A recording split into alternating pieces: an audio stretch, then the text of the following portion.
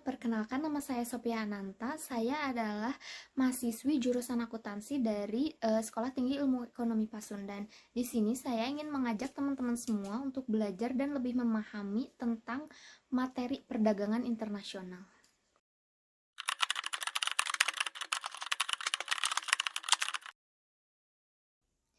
Apa sih perdagangan internasional itu?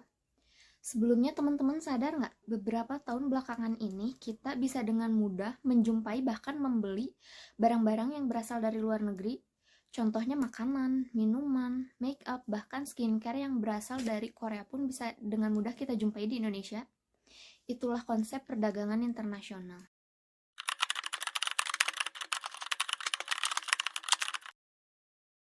Pengertian atau definisi dari perdagangan internasional itu sendiri adalah pertukaran barang dan jasa antar suatu negara atau sejumlah transaksi perdagangan atau jual beli yang dilakukan oleh satu negara dengan negara lainnya.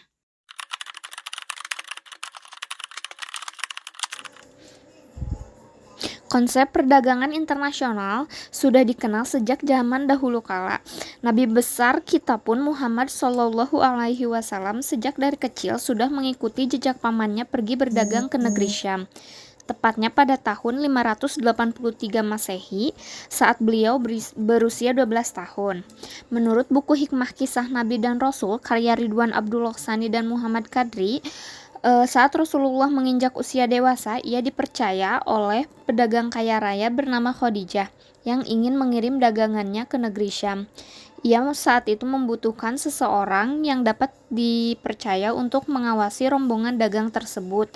Kemudian Khadijah mendengar ada seorang pemuda yang terkenal dengan kejujuran dan budi pekertinya. Khadijah pun meminta Muhammad untuk memimpin rombongan dagang ke negeri Syam.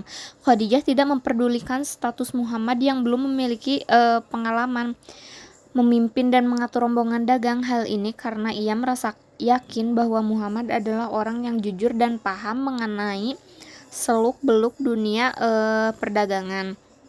Bersama dengan Maisarah, utusan Khadijah, Muhammad pergi berdagang ke negeri Syam. Memang sudah menjadi tradisi bagi penduduk Mekah untuk mengantar rombongan dagang beramai-ramai hingga batas kota.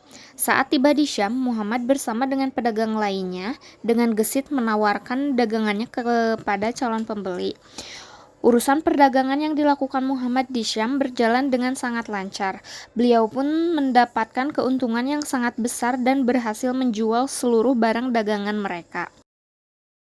Di Indonesia sendiri menganut konsep perdagangan internasional secara resmi pada tanggal 24 Februari tahun 1950 saat Indonesia tergabung menjadi anggota WTO atau World Trade Organization, ditandai dengan ratifikasi Indonesia atas persetujuan WTO melalui Undang-Undang Nomor 7 Tahun 1994 tentang pengesahan Agreement Establishing the World Trade Organization atau persetujuan pembentukan organisasi perdagangan dunia.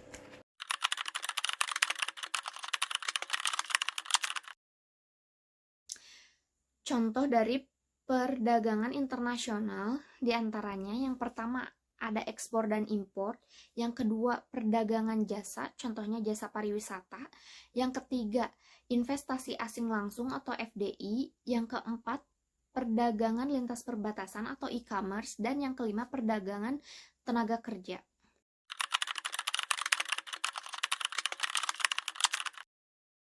Selanjutnya ada manfaat dan tujuan dari perdagangan internasional. Yang pertama, dapat memenuhi barang yang sebelumnya tidak dapat terpenuhi bisa teratasi. Yang kedua, pengaplikasian ekspor dan impor. Yang ketiga, menstabilkan harga beberapa barang tertentu. Contohnya, ketika di Indonesia terjadi kegagalan panen beras, otomatis supply atau stok yang ada di Indonesia itu menurun atau berkurang yang menyebabkan harga beras naik akibat dari kelangkaan beras. Lalu Indonesia bisa mengatasinya dengan mengimpor beras dari luar negeri. Ketika suplai beras dari luar negeri masuk, otomatis stok beras yang ada di Indonesia ada banyak lagi yang bisa menyebabkan harga beras perlahan-lahan turun. Yang keempat, menaikkan cadangan devisa negara.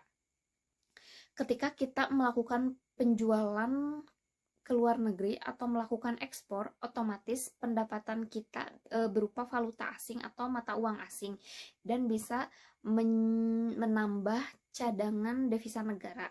Selanjutnya, yang kelima adalah peningkatan pendapatan nasional. Perdagangan internasional adalah salah satu faktor yang membentuk peningkatan pendapatan nasional. Artinya, ketika nilai ekspor kita tinggi, bisa menyebabkan peningkatan terhadap pendapatan nasional kita. Dan yang terakhir ada mendorong pertumbuhan dan pembangunan ekonomi. Ketika pendapatan nasional suatu negara tinggi, hasilnya dapat dialokasikan ke peningkatan kesehatan, pendidikan, dan lain-lain.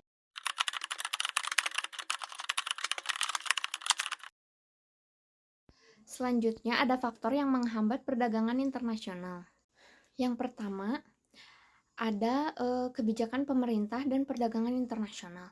Kebijakan pemerintah suatu negara dapat secara signifikan menghambat perdagangan internasional. Pemerintah memiliki beberapa alat yang dapat mengatur impor dan ekspor, contohnya seperti tarif, kuota, dan subsidi. Itu adalah hal yang dapat menghambat aliran perdagangan bebas. Yang kedua, ada ketidakstabilan kurs mata uang asing. Yang ketiga, adanya konflik pada suatu negara. Maksud konflik di sini adalah baik konflik internal maupun eksternal. Yang kelima, ada kualitas sumber daya manusia atau SDM yang rendah. Kualitas sumber daya manusia yang rendah dapat menghambat pengembangan industri dan perdagangan internasional, terutama di negara-negara berkembang. Yang keenam, terikat dengan organisasi ekonomi regional. Yang ketujuh, waktu ekspor dan impor yang lama. Dan yang terakhir ada kendala di perbedaan bahasa.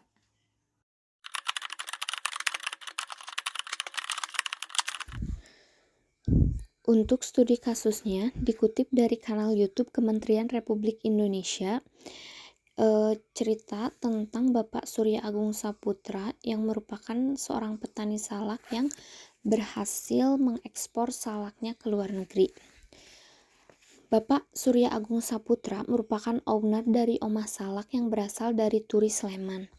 Beliau dan keluarganya sejak kecil sudah tidak asing dengan buah salak, karena orang tuanya merupakan petani buah salak dan mayoritas petani di lingkungan sekitar rumahnya merupakan petani salak. Banyak sekali rintangan yang telah dilalui beliau, terutama pada tahun 2010, di mana saat terjadinya erupsi Gunung Merapi dan banyak sekali kebun petani yang rusak dan usaha mereka pun sempat terhenti. Hingga awal tahun 2011, para petani bergabung dengan Bapak Surya Agung Saputra dan berfokus di usaha Omah Salak ini. Omah Salak ini bukan hanya sebagai kebun namun juga sebagai wisata edukasi budidaya buah salak pondok. Seiring berjalannya waktu, Bapak Surya dan tim berhasil memasok buah salak ke pasar-pasar modern seperti supermarket Hypermart, Carrefour, Toserba Jogja, dan sejenisnya. Setelah itu sempat terfikir bahwa Bapak Surya ingin memperluas pasar dengan produk yang dia miliki. Dia ingin sekali mengekspor salak pondok karena beliau melihat peluang yang cukup besar di pasar ekspor. Menurut beliau di negara lain tidak ada salak, jika ada pun tidak seenak salak pondok yang berasal dari negara aslinya yaitu Indonesia.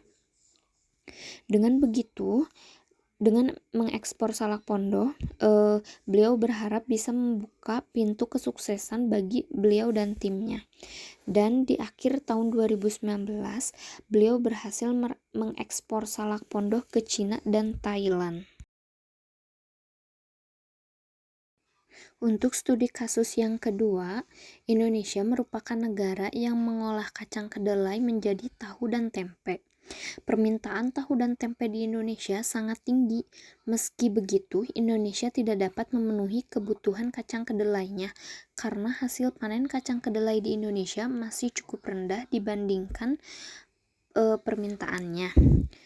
Maka dari itu, solusi yang digunakan pemerintah Indonesia adalah dengan mengimpor kacang kedelai dari negara lain. Salah satunya mengimpor kacang kedelai dari India. Itu saja materi yang bisa saya sampaikan. Mohon maaf bila ada kekurangan, dan semoga video ini dapat membantu teman-teman lebih memahami tentang materi perdagangan internasional. Sampai jumpa di lain video.